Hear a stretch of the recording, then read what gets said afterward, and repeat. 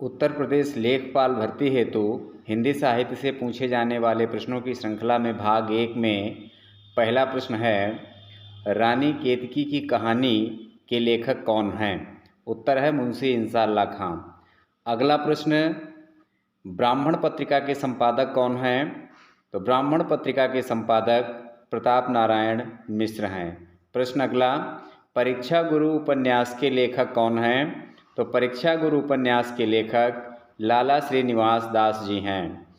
अगला प्रश्न है, पथ के साथी किसकी रचना है? तो पथ के साथी महादेवी वर्मा की रचना है। प्रश्न नंबर अगला, मधुआ कहानी के लेखक कौन हैं? तो मधुआ कहानी के लेखक जयशंकर प्रसाद जी हैं।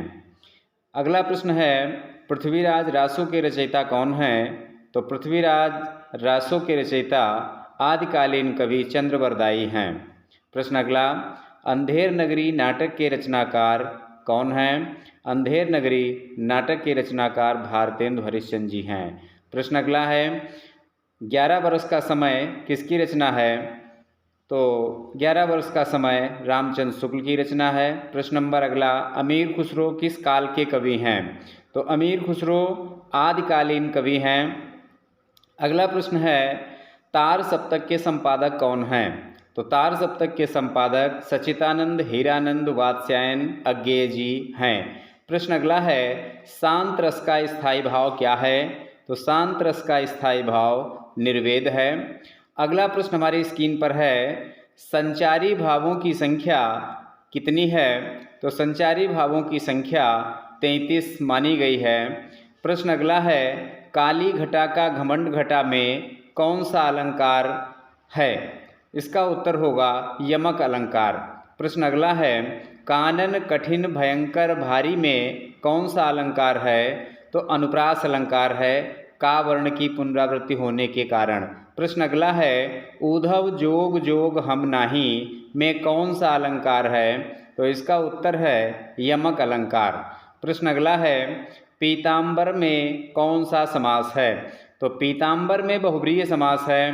प्रश्न अगला है, अनुदिनम में कौन सा समास है? तो इसका उत्तर होगा अव्ययी भाव समास।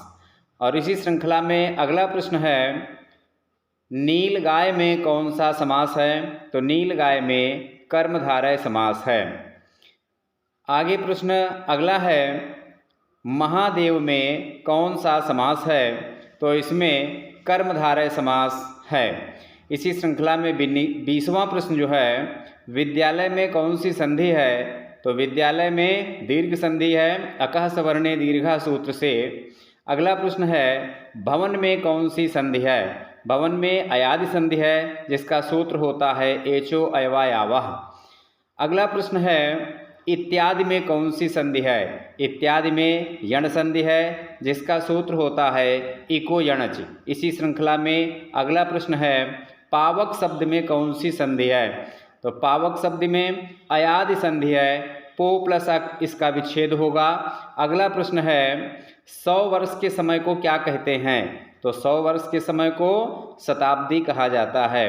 अगला प्रश्न, प्रतिदिन प्रकाशित होने वाले पत्र को क्या कहते हैं? तो इसका उत्तर होगा दैनिक समाचार पत्र।